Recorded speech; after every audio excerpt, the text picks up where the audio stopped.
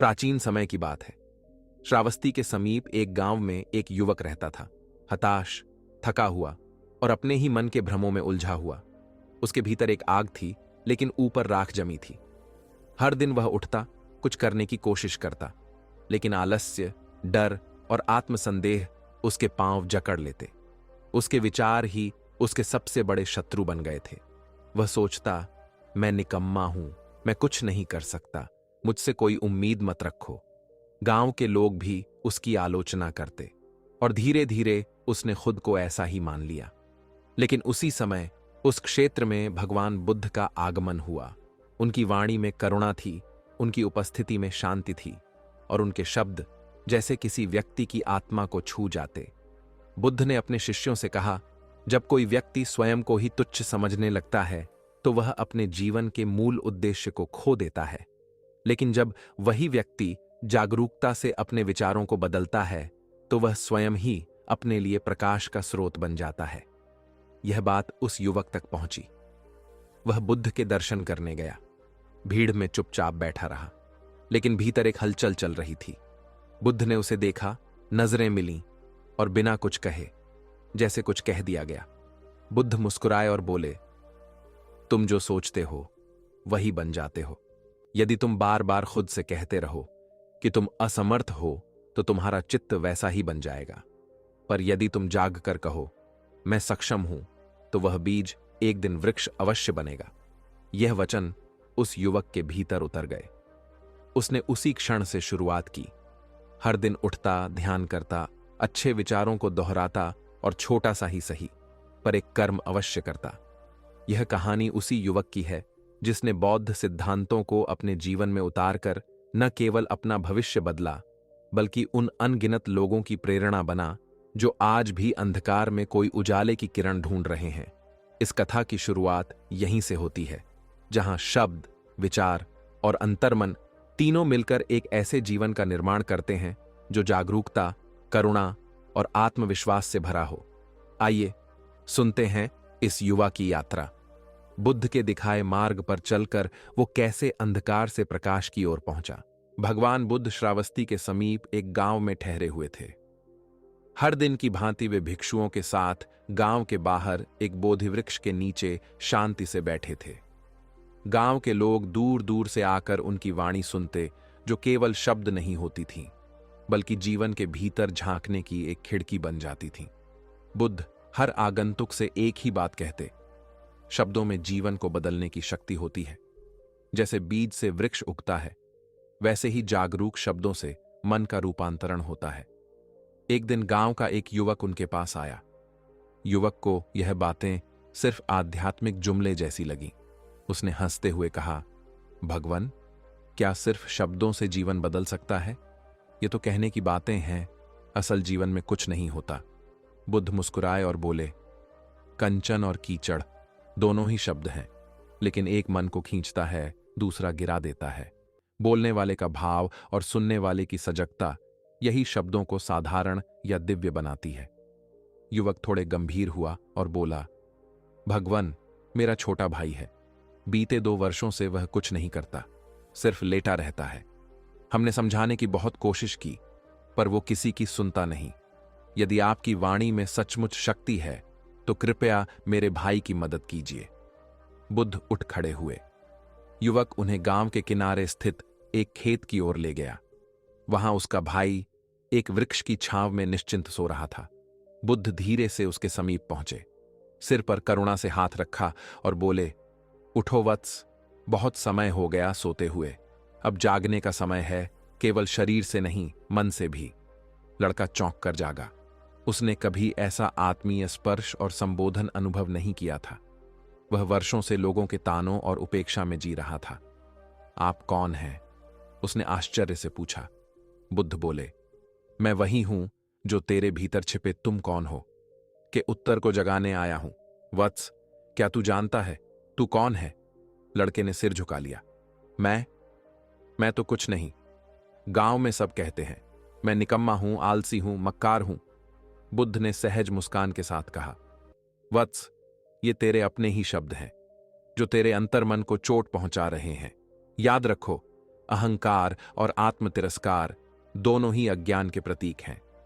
मनुष्य बुरा नहीं होता, उसकी अविद्या और आदतें उसे बांधती हैं, और जो आदतें सीखी जा सकती हैं उन्हें बदला भी जा सकता है। बुद्ध की बातें सुनकर लड़के की आंखों से आंसू बह निकले। भगवान, मैं सच में इस आदत से त्रस्त हूं। मैं प्रयास करता हूं, लेकिन फिर भी हार जाता हूं।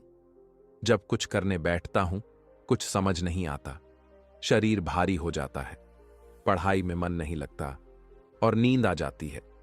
बुद्ध ने उसकी ओर करुणा भरी दृष्टि से देखा। वत्स, तुम अकेले नहीं हो। असंख्य लोग इसी चक्र में फंसे हैं, लेकिन इस चक्र से निकलने का मार्ग है ध्यान, विचारों का निरीक्षण और जागरूकता। और इस मार्ग पर पहला कदम है शब्दों की शक्ति को समझना। उस युवक ने बुद्ध के सामने सिर झुका लिया और धीमे स्वर में कहा, भगवान, मेरे भीतर एक अजीब सा बोझ है। ऐसा लगता है जैसे जीवन यूं ही फिसल रहा है और मैं कुछ भी पकड़ नहीं पा रहा। जब कुछ समझ नहीं आता तो मैं बस सो जाता हूं। बुद्ध ने बड़ी करुणा से उसकी बात सुनी, फिर शांत भाव से बोले, वत्स, यह आलस्य नहीं, यह अविद्या से उत्पन्न तृष्णा और चित्त की क्लांति है। लेकिन इसका उपचार है ध्यान, विवेक और जागरूक शब्द। मैं तुम्हें एक मार्ग बताऊंगा जिससे यह भ्रम और शिथिलता हमेशा के लिए छूट जाएगी। पर एक शर्त है, यदि तुम सच में सीखना चाहते हो तो कल प्रातः मेरे पास आना।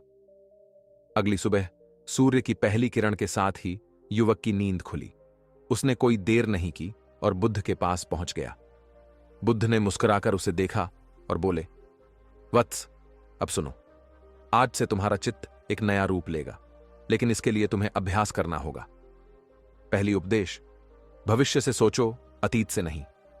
जब चित्त भ्रमित हो, जब यह पूछे क्या करूं, कैसे होगा, तो उत्तर अतीत से मत मांगना। अतीत बंधन है। सोचना है तो भविष्य से सोचो। कल्पना करो कि तुम्हारे पास किसी भी चीज की कमी नहीं है। हर सुविधा, हर साधन तुम्हारे पास है। अब सोचो, ऐसे में तुम अपना जीवन कैसे व्यतीत करोगे? युवक चकित था। कभी किसी ने उससे ऐसे प्रश्न नहीं पूछे थे। अब तक तो सबने सिर्फ उसे उसकी कमजोरी दिखलाई थी, लेकिन बुद्ध, वो तो उसे एक नया जीवन देखने को कह रहे थे। वह सोच में डूब गया।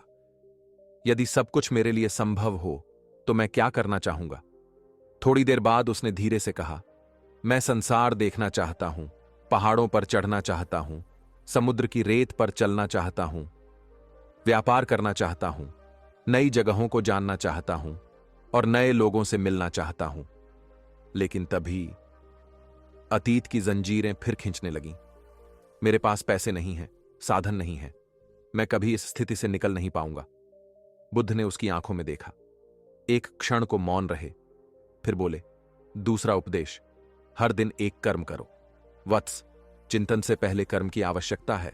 रात्रि में सोने से पहले अपने लक्ष्य को एक पृष्ठ पर लिखो और प्रातः उठकर उसी लक्ष्य को देखो।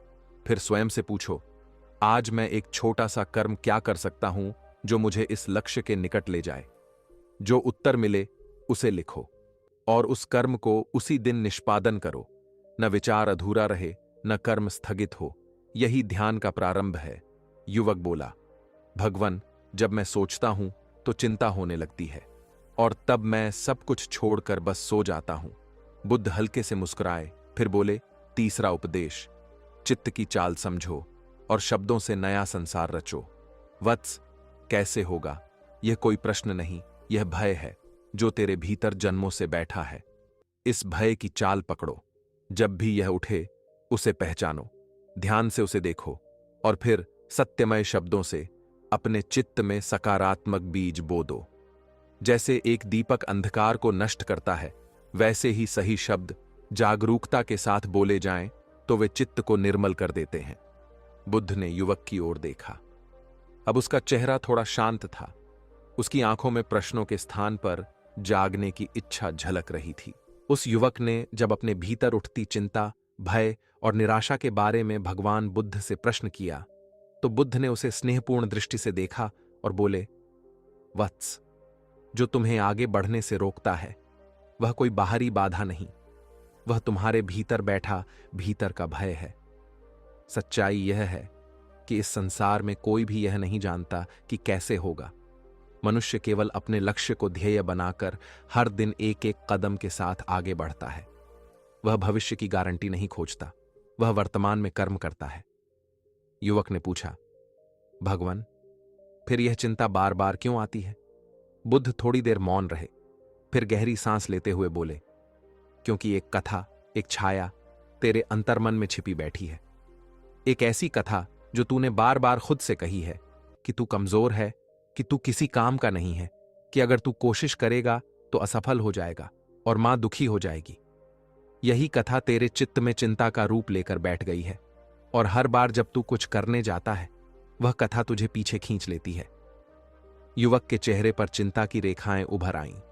भगवान, तो क्या मैं कभी इस चक्र से बाहर नहीं निकल सकता? बुद्ध मुस्कुराए और बोले, शब्द चित्त को गढ़ते हैं जैसे मिट्टी से मूर्ति बनती है। वत्स, आज मैं तुझे एक गहरा धम्म रहस्य बताता हूं जिसे लोग जानते तो हैं पर अपनाते नहीं।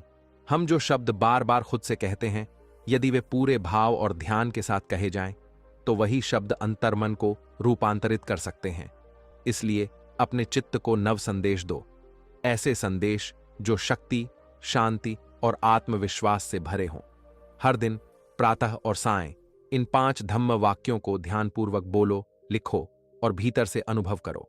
5 ध्यान वाक्य बुद्ध विचारित आत्म संदेश। पहला, मेरा शरीर और चित्त हर क्षण शांति और ऊर्जा से परिपूर्ण है। दूसरा, मेरा मन और मेरी प्राण शक्ति मेरे नियंत्रण में है और सदैव मेरा सहयोग करते हैं। तीसरा, मैं अपनी सफलता के लिए पूर्णतः समर्पित हूं और विकास के प्रत्येक अवसर का स्वागत करता हूं। चौथा, मैं दृढ़ निश्चय और आत्मस्मृति के साथ प्रत्येक दिन अपने लक्ष्य की ओर बढ़ता हूं। पांचवा, मैं अपने चित्त को जागरूकता से भरता हूं, कमजोरी को अभ्यास में, आलस्य को विश्राम में और चिंता को ध्यान में बदल देता हूं। मैं उत्साह और करुणा से परिपूर्ण हूं और प्रतिपल प्रगति की दिशा में गतिमान हूं।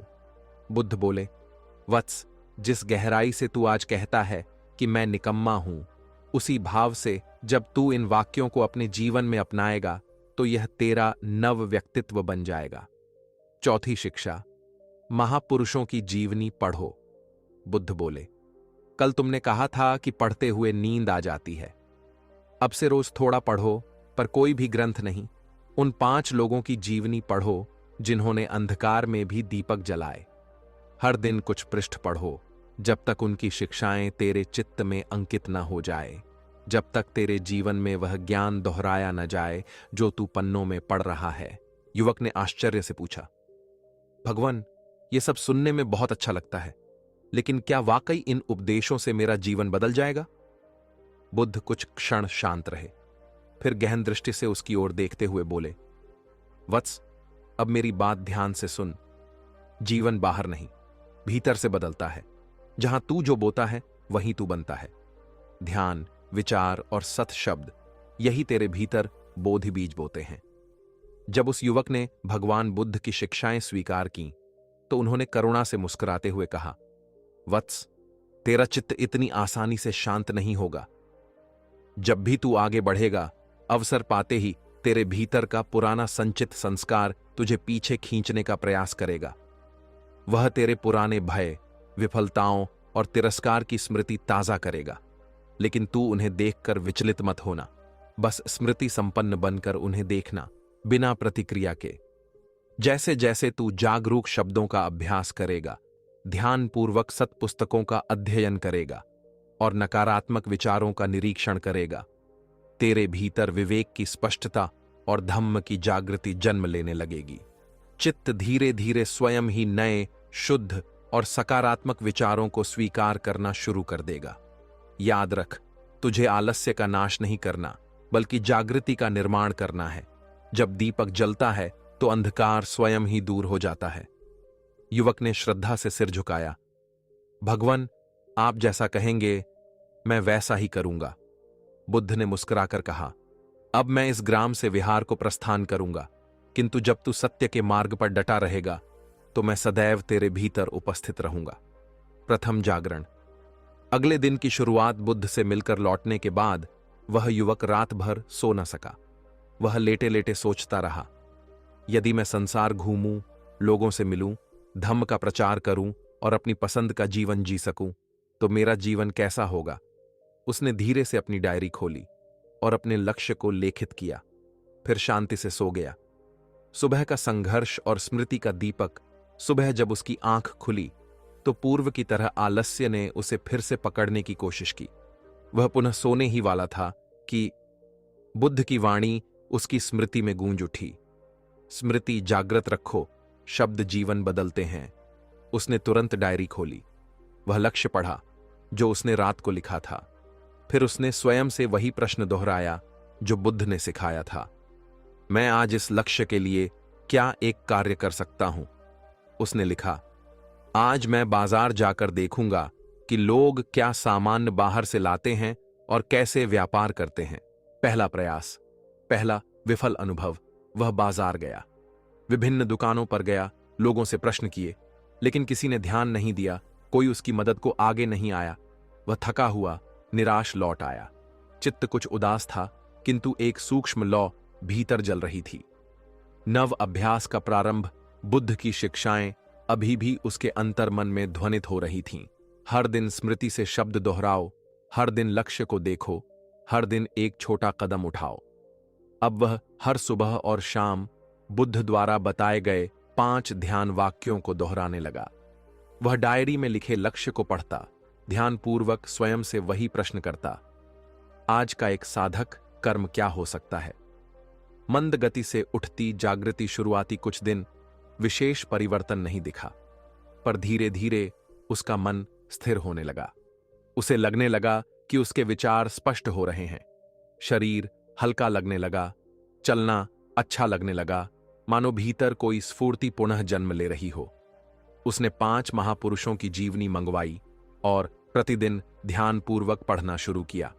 अब वह किसी विशेष उपलब्धि की तलाश में नहीं था, बल्कि अपने चित्त की दशा बदलने में संलग्न हो गया था।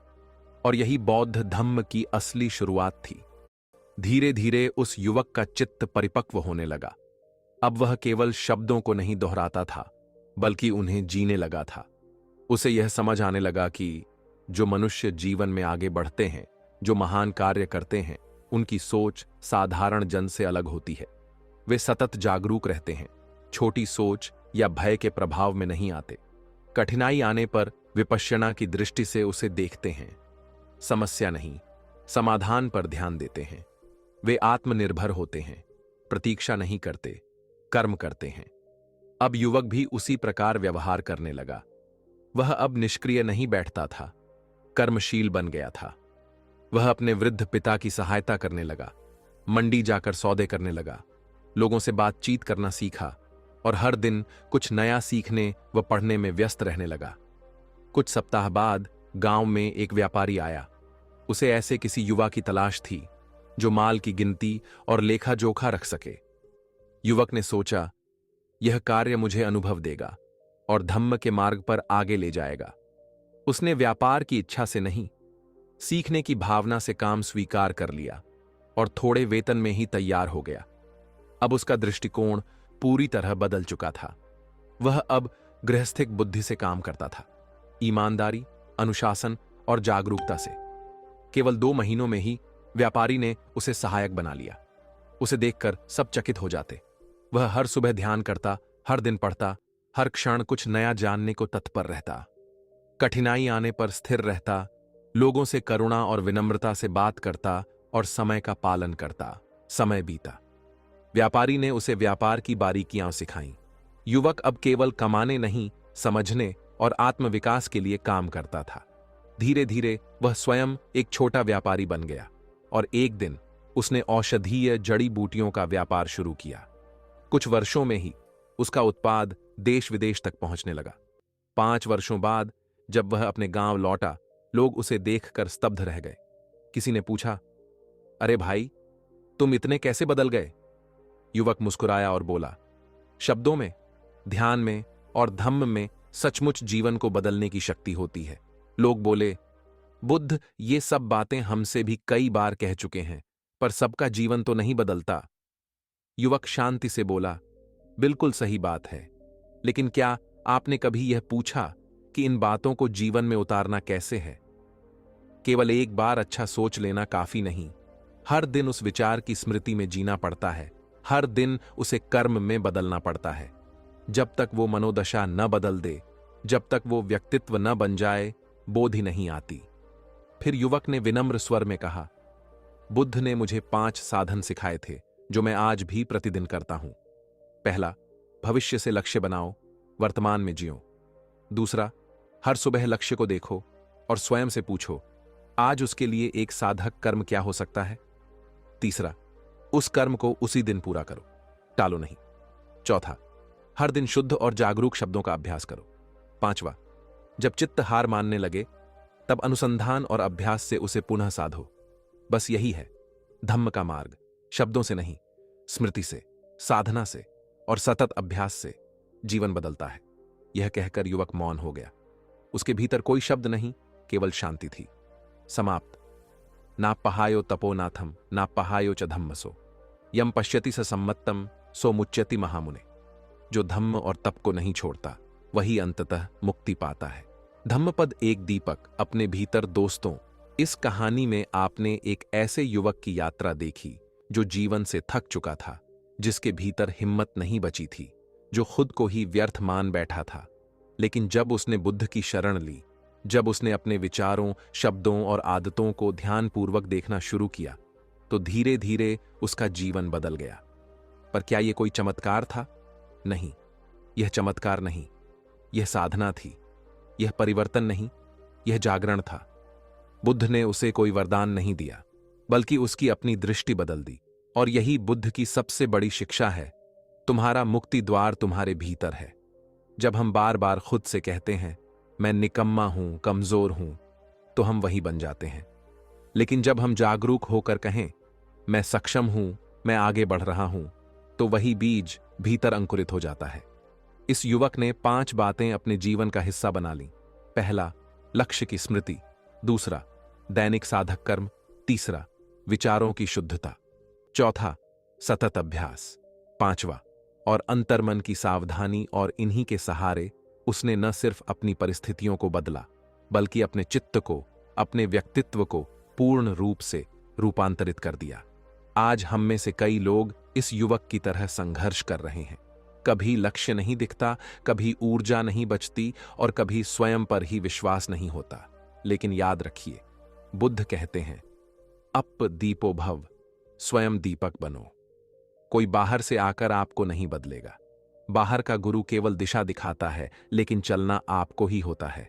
तो यदि यह कहानी आपके हृदय को छू गई है, तो उसे सिर्फ सुनकर मत छोड़िए। इसकी शिक्षाओं को आज से अपनाइए। हर दिन सुबह उठकर अपने लक्ष्य को देखिए। हर दिन एक छोटा सा कदम लीजिए। हर दिन अपने चित्त में अच्छे शब्द बोइए। हर दिन अपने मन से कहिए मैं जाग रहा हूं, मैं बढ़ रहा हूं। याद रखिए, सफलता कोई मंजिल नहीं, बल्कि जागरूकता के साथ चलने की एक सतत यात्रा है। और यह यात्रा तब शुरू होती है जब आप स्वयं से कहना शुरू करते हैं अब और नहीं, अब मैं बदलूंगा, अब मैं अपने भीतर दीप जलाऊंगा। नमो बुद्धाय। आपका जीवन प्रकाशमय हो।